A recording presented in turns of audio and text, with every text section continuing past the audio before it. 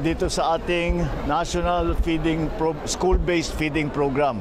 Ang naging bago sa aming sistema sa programang ito ay dati namimili tayo kung sino ang bibigyan. Dahil namimili tayo kung sino yung mga undernourished, sino yung mga kulang ang pagkain sa bahay. Ngunit ngayon ay ginawa namin para mas madali ay lahat na lang ng pumapasok ay papakainin namin. Kaya para tiyak na lahat ng ating mga kabataan ay handa na mag-aral, handa na pumasok, makapag-aral na mabuti at hindi inaalala ang kanilang kakainin. At so I congratulate hindi lamang ang ating mga ahensya, DepEd, DA, at lahat ng mga tumulong, pati sa local government, pati mga supplier natin. Ang ginawa din natin ay inuuna natin yung supply ng pagkain hanggat maaari, inuuna namin ang mga local supplier.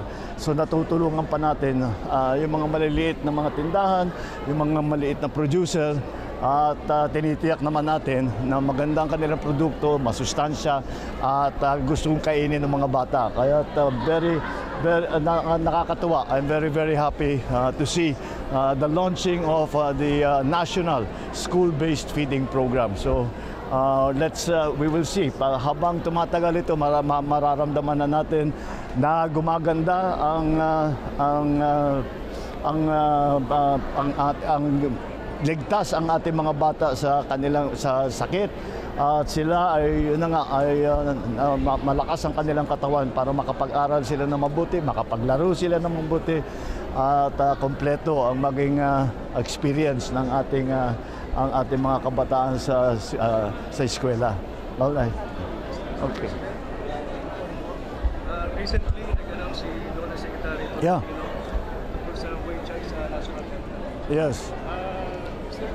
Any study na pwede natin possibly ma-expand dito sa iba pang region? Hindi, patuloy naman. Ang Tripartite Wage Board, sa Regional Tripartite Wage Board, patuloy yan, hindi tumitigil yan. Patuloy na tinitignan at inaaral kung ano ba ang talagang presyuhan doon sa bawat region para malagay na tama ang ating wage rate o kung kailangan ng wage hike, kung magkano. Ang nauna ay na NCR, 85 pesos ang naging wage hike natin, at ito ay isa sa buong kasaysayan ng Pilipinas, ang pinakamaraming pagtaas ng wages dito lalo na sa Metro Manila ay sa nakaraang 4 na taon, nakapag-sobra na tayo sa 200 pesos lahat-lahat. Ang susunod ay sa mga region, pero matagal pa yan, mga September, October pa yung mga iba.